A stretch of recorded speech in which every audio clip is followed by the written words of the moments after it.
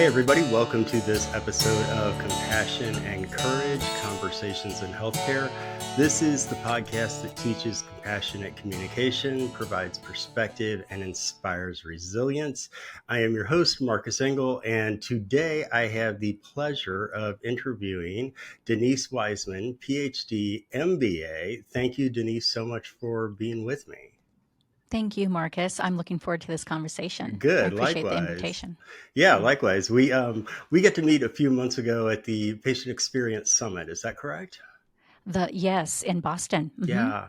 And so tell us a little bit about who you are and what you do and how you got into this work in the realm of healthcare. Wow, that's a lot in just that little statement. Yeah, it is a lot, right? Well, let's see. We'll start from the beginning, I suppose. I've been in healthcare for over 25 years. I entered the space as a registered dietitian, but at a tiny little critical access hospital here in Washington State. So I was also the food service manager, but I had an FTE of 5, so very small little team. But what I often say at that time for me, straight out of school, I was hardly a dietitian, and I was definitely not a leader. And so what I learned from that experience is that I had a lot to learn.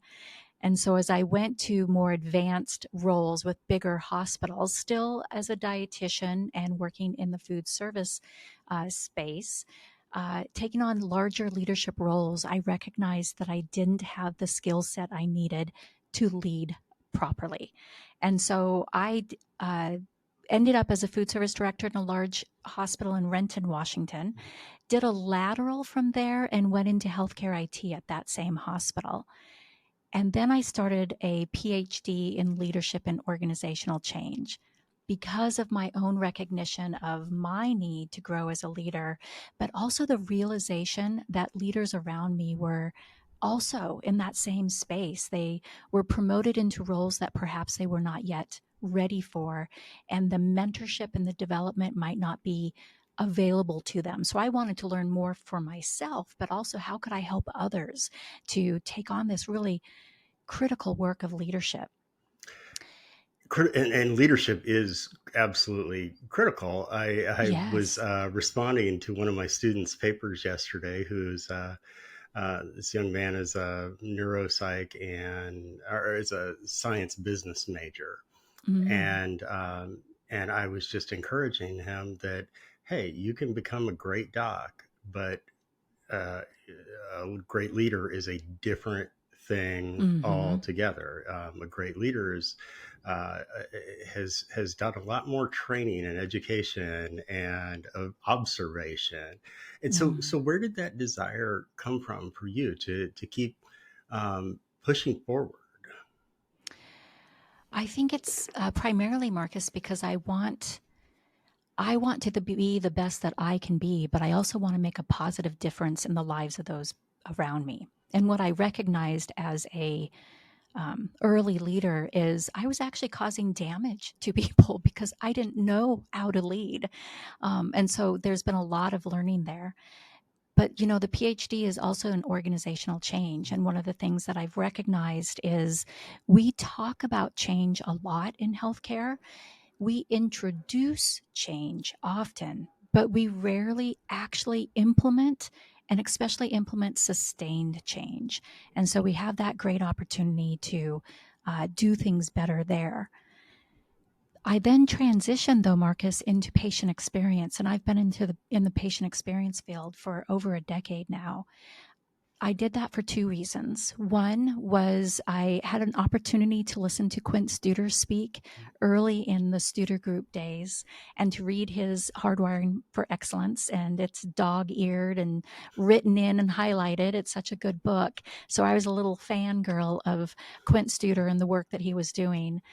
But then the other thing that happened is I had a significant experience myself as a patient.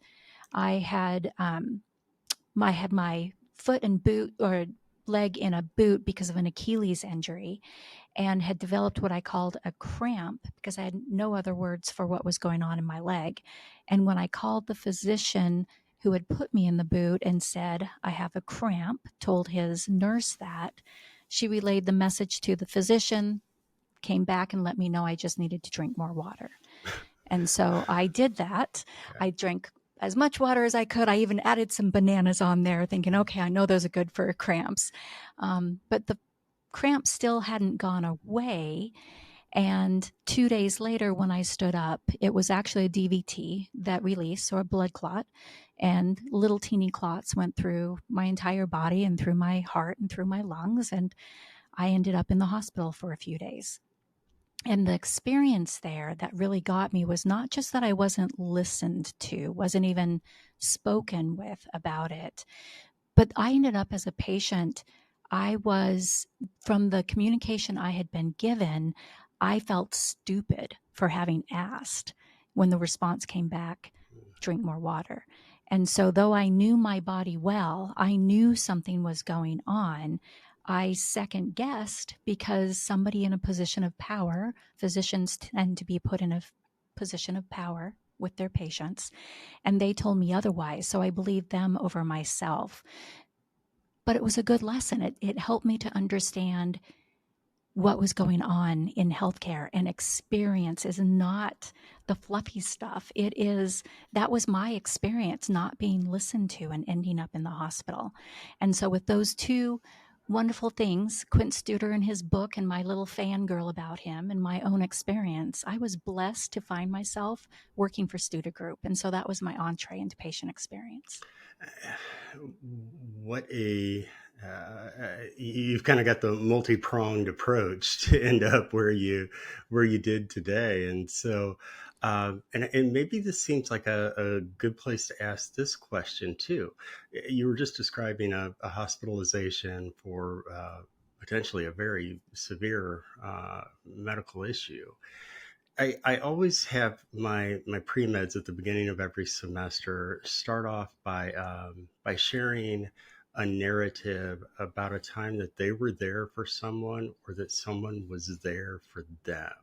And I believe you gave me a quick version, but about a nurse named Carrie. Is that right? Mm-hmm. Carrie Meyer, yes. So Carrie was my PCP. She's an ARNP. And what through this experience, I was there for a few days in the hospital. And when I was discharged at 8 o'clock that night, I got a call from Carrie. And Carrie had learned that I had just been discharged. She hadn't known that I had been hospitalized. But when she got the message and she ended her day, and this is 8 p.m. at night, she was concerned enough about what happened and how I was doing that she called me to ensure that I was okay. She didn't wait. She wanted to know exactly how I was doing. She wanted to say how shocked she was to learn what had happened. And she let me know that she was going to get me through this. That meant she cared. And over the course of 6 months that followed, she did just that. I was only luckily on Coumadin for blood thinners for 6 months because she ensured that I got tested to verify that I didn't have a genetic predisposition to blood clots. And then she helped me to feel confident that she knew exactly what had caused it and knew how to help ensure it would not happen again. So fundamentally, she demonstrated that she cared for me as a person. I was her patient, but she saw me as a 40-year-old woman who was worried, and she eased my fears and ultimately solved the problem. That's I mean, what a perfect example of compassionate and connected care. Mm-hmm. Wow, she sounds like a great nurse, or great Mm-hmm. provider, I should say, Yeah. more than just a nurse. But wow. So now you're working in patient experience, and you have been for 10 years. What you talk a lot about making a ruckus in healthcare. So tell me what that ruckus looks like. Yeah. What's your overall vision for how healthcare should be different than it is now? Oh, Marcus, this will be a fun conversation. Okay. So, yes. So I have been in the field of patient experience for over a decade. Though I've had the privilege of working for Studer Group and for Press Ganey, both, of course, vendors on the side of helping healthcare with this patient experience work. What I saw on that side was some gaps in how we're doing things to move the dial on patient experience. Part of those gaps are in the vendor space, and part of those gaps I observed was because I was seeing different healthcare facilities across our nation and similar themes of what was going on within. I had an opportunity. One of my clients opened up a position out here in the Pacific Northwest, a large healthcare system. And so I had an opportunity to join them. And my thought was, if I joined them, I could make a difference in patient experience. I could actually now roll up my sleeves and make the change that we want to see. Instead, what I found is the same challenges that I was seeing across the nation. We have gaps in this space of health, of patient experience improvement. Part of it is the belief system people have around what patient experience is. There's a lot of belief still that it's satisfaction.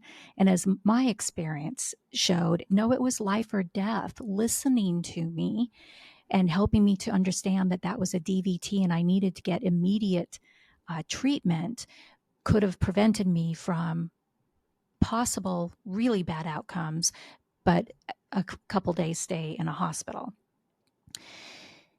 So in that role that I had as patient experience leader in a healthcare system out here, I saw those same struggles and challenges and a lot of different gaps in how we're doing this work. And then COVID gave me the opportunity to redefine my career when that first wave of COVID really financially hurt healthcare and I was let go. And so with some time to think about what I wanted to do next, I decided I had seen those gaps. And so I was going to lift up the PX community. I wanted to be able to reach a hand in to help those who are doing this work on the inside of healthcare, the patient experience professionals, and those others who are passionate about doing this work or passionate about the experience of our patients. And so seeking to create a community that we come together and lift each other up. We create and share resources, and we start changing the narrative that we've had for over a decade about what patient experience is and how we go about doing this work. So I started that 2 years ago, but now I'm in the phase of I've met some amazing people, and I'm in the phase of going to that next level of this work. And so when we talk about making a ruckus, Marcus, so I did a course with Seth Godin, who talks about making a ruckus. At the end of all of his training videos or conversations, he'll say, now go make a ruckus. And what he means by that is, if you see something that needs to change, you see an opportunity to make a difference, to do something in a different way, be brave and go do it. To step out and say what needs to change, but also take the action that needs to be taken. And more importantly, he says, do this with positive intent. It's not about, when people hear ruckus, you think about making a mess and clanging things around, but it's not that. It's saying, hey, come on, we can do this differently. And so that's what I seek to do. Is I've built the foundation with the PX community. We're going to that next step to say, let's come together and do this differently. And so it's really building a network of connected individuals who are each doing really important work. And how can we come together and have that greater awareness of each other and thus some synergy in what we're doing? And I think through that, we can start to transform healthcare and thus the experience for our patients. That's a lot. And it's aspirational, and It I is. love it because at the heart, it's what we should be doing, right? We should be, I think all of us who've ever gotten close to healthcare, we're doing it mostly with the pure heart of helping, wanting to help humanity. But we do get caught up in metrics and scores and those types of things that sometimes can feel like they are set there for the patient experience, but yet they also are a distraction from the patient Yes. experience. And boy, if we could all come together, think about the amazing amount of synergy that can be Hmm. established with that. So Yeah. I'm glad to be part of it. I'm glad to know you and see this as it moves into its next phase. What does that next phase look like now? You know, have you heard about network weaving? No, tell me about network Okay. weaving. So, one of the things that I've found, Marcus, in these last 2 years, I've met individuals such as yourself and so many others who are doing really valuable work, but in essence, they're alone. You might have a couple connections that you perhaps has some synergistic collaboration with, but you're a solopreneur, a very small entity. And so I kind of describe it as each of us are doing this with that wish to change healthcare. So it comes from a pure sense of purpose. And it's good work that we're doing, but we're kind of like these teeny little gnats going at this huge endeavor, this huge complex system. So network weaving starts to bring those connections together, not saying that we're all now doing the same thing, but we have awareness of each other. And thus, through that awareness, we can start to see where there's opportunity for collaboration with others and where we can start to make a bigger difference because we have some leverage by awareness of and close proximity in this shared space. And so we can start to collaborate in a way that isn't just our shared knowledge, but it's resources and tools that we're using that can perhaps help us lift whatever it is we're trying to do a little bit faster and without some of that burden that we're all carrying as solopreneurs. We wear Yeah, many hats, right. but it's also there are things that we're unaware of. Almost every day, I learn of a new solopreneur or entity that is doing amazing work. But because we're all unknown to each other, we can be tripping over each other or competing unintentionally. Mm, And there's more than enough out there for all of us to do. So if we can have that awareness and we can see how we can benefit each other, right? So for an example, I don't know about you, but I get a ton of um, emails about all of these different webinars and all of this great stuff. I can't possibly go to them all. mm. And so many of them are talking about the same thing. So, how can we collaborate and come together and join our voices so that more people could actually attend and be at those? And we can lift each other at the same time. So, that's just a small example. But it's really creating a platform for awareness of all of this good work that's being done. I like it. I like it. It's great stuff. Those of us who are in this community, it doesn't take long to look around and see that we're sometimes siloed Mm-hmm. in healthcare, just like in many other sectors.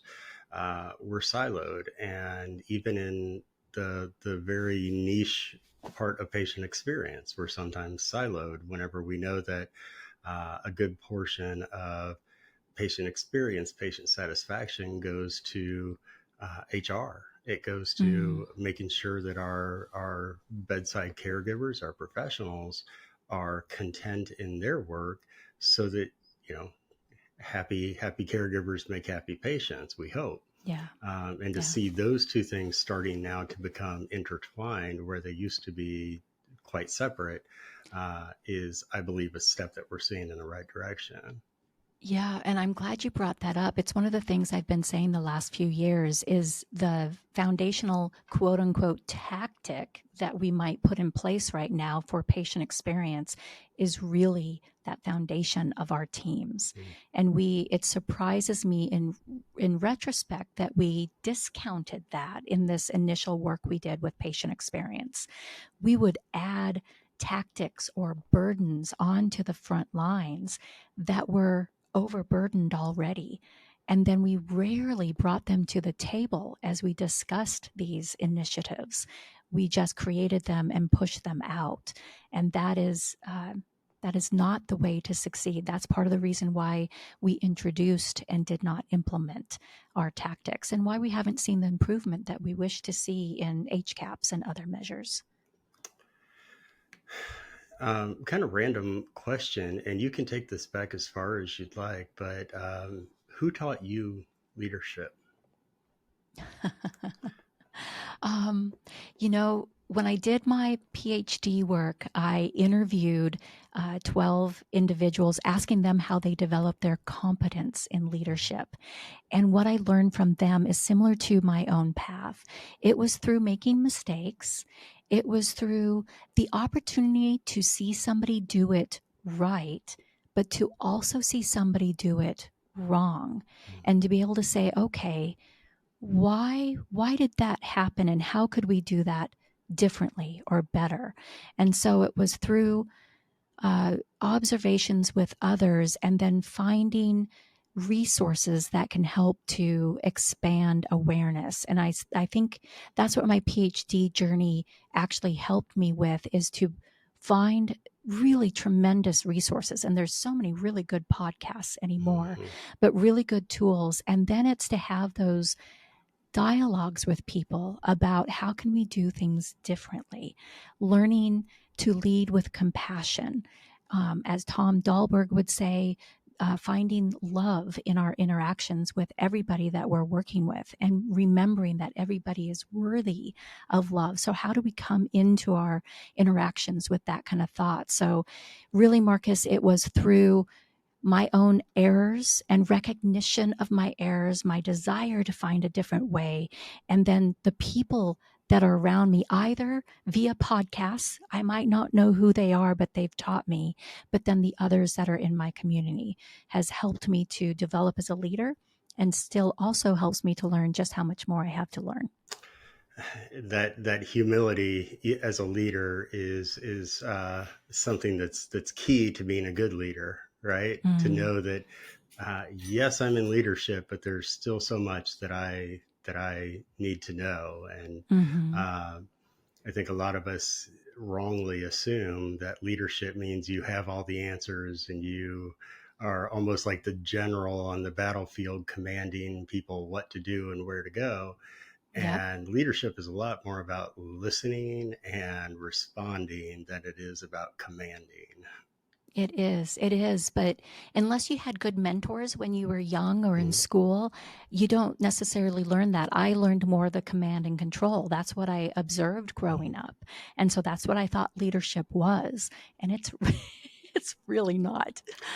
Yeah, you go back to what you witnessed when you were young, and I've had the opportunity to ask that question of who taught you leadership to other people that are in your position or that are Mm. hospital executives, et cetera, and and so that makes me also reflect on it in my own life, and I have to say that taking it back, there were all kinds of organizations of scouts and 4-H and even my local youth group in my local church that were essential in making me know what leadership is and how to how to work in groups and such like that. But really, it was my parents who were also Mm. involved in leadership activities, even if it was just things like being the den mother for the scout group. It's still leadership, right? Mm-hmm. It And is. what we can learn from those roles doesn't necessarily mean you have to be the head of a 5,000 person organization, right? It can be taking it in very small communities too, and simply doing the right thing. Simply doing the right thing. And I like that you say that, because we think of leadership as a position, but leadership is a skill that everybody has the opportunity to use in any interaction. And so it's really a competency for everybody to learn. But we don't do that. So how do we help to spread it, and help people to have that awareness that it isn't just title? We all demonstrate leadership in our behaviors and our interactions with each other. And so, how do we develop that? Yeah, when I was just after college, I did a lot of work with the American Youth Foundation, and Mm. they talked to us about leading from the front and leading from the back. And the Hmm. idea of the leading from the front would be the person who is uh, doing more the commander sort of thing, and then the person who's leading from the back is doing the work that needs to be done behind the scenes that doesn't necessarily have a loud commanding voice up front, but they're still doing the right things. Hmm. Mm. Hmm. I've always That's loved right. that imagery of leading from the front and leading from the back. Yeah. Well, and in healthcare, there's a lot of discussion right now about what leaders aren't doing or that they are doing things poorly. And I really appreciated Pantia Vahidi said the other day in a conversation we were having with a group that each of us owns that little piece that we can make a difference in, and that's leadership. But she was identifying even if leadership as a title, a role, isn't making the decision that you think is right or giving you the tools and resources you need, that doesn't mean that you lack ownership in your own space. And so, how do you ensure that you're creating that positive space for your colleagues to work in, and that you ensure that when you walk into the patient room, you have recomposed yourself so that you can give the best of yourself to that patient, and that each of us really can own that for ourselves. Nobody above us needs to give us that. And I really appreciated that she said that. And she said it in such a way that everybody was saying, oh, yeah, of course, because it's true. Yeah, yeah. Simple, although it may not Mm-hmm. be easy. Mm-hmm. Mm. Indeed. Yeah. Um, Talking about these sorts of things, do you have a favorite book on leadership that you return to, Oh, goodness. or any favorite book that you return to that's a part of your life, Uh, part of your makeup? you know, I have Marcus. There's been so many books I've read. So no, I can't think of one book that I return to. I can think of podcasts Mm. that I go to. I can't off the top of my head. His name is going to Scott Allen. Mm. He has a podcast, Prometheus, is what I think it is, and he's a leader or a teacher of leadership, and he teaches college students, and he has fabulous interviews. And I think that's my go-to, is to listen to things that Scott Allen has done and others in the space of leadership, and to really continue the growth in what are those conversations that are being had, because typically I learn something new about leadership or a new way of thinking about doing something, and that's important. I think that's more important than perhaps going back to a something you've already read or listened to. It's Mm. that continued expansion of awareness of what leadership means. That's a good thing. That's a good thing. That's a different paradigm too. Than Mm-hmm. yeah, good stuff. Um, Random little question, and Yeah, just for fun. It's you grew up in Washington State. I did. Okay, so if you think back to your high school years growing up, and it's after school or after practice or Friday or Saturday evening, you're hanging out with your friends. What are you all listening to on the radio, or what are you listening to in your music selection? Uh, so, um, so I graduated in the 80s. Mhm. So we were listening to Pink Floyd. Um, my favorite band is the Violent Femmes. Ah, very good. Yeah. So it was that genre that we were listening to. Nice, nice. I never seen either of them in concert. However, I would Uh, really like to. I've seen the I don't know if the Femmes tour anymore. Do they? They do occasionally. I've Okay. actually seen them 3 times. The first time I saw them, I had dropped out of school and I went to Philadelphia to work as a nanny, and they were playing in this little dive bar, and it was one of my favorite ever concerts. It was really good. Everybody's dancing and Yeah. singing along. It was fabulous. The last I heard was a friend from college saw them at the Fox Theater, in St. Mm. Louis and had a huge silk sign behind them that said American music since Ah, 1979. And I thought that's a great backdrop. it is. Yeah. Yeah. Yeah. And then lastly, I suppose, if you had the world's biggest billboard on top of the world's tallest mountain, what is what's the message that you would want to broadcast to humanity? Mm.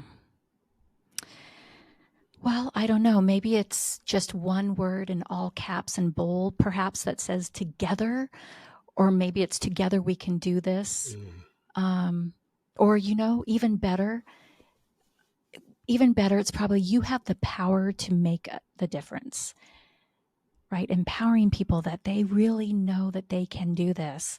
And then I'm conflicted because it's the together, it's the individual, you have the power and be empowered, but it's also that we can do this together. So it's going to be a wordy billboard, You Marcus. can use the backside. How's that? Oh, that's So, perfect. well, this has been great, Denise. Thank you so much for taking the time to spend some time and just helping me understand a little bit more about the patient experience community. And I'm looking forward to our paths crossing again sometime down the road. Indeed, Marcus. Me too. Awesome. Thank you. And listeners, thank you for being on this episode of Compassion and Courage Conversations in Healthcare. I'm Marcus Engel, and for your keynote speaking needs or compassion training, books, narrative nursing, narrative medicine workshops, please visit marcusengel.com. Thank you all so much for subscribing and liking and rating and reviewing all of those social media podcast things that help us get compassion and courage into the ears and hearts of more people. We will see you next time on Compassion and Courage.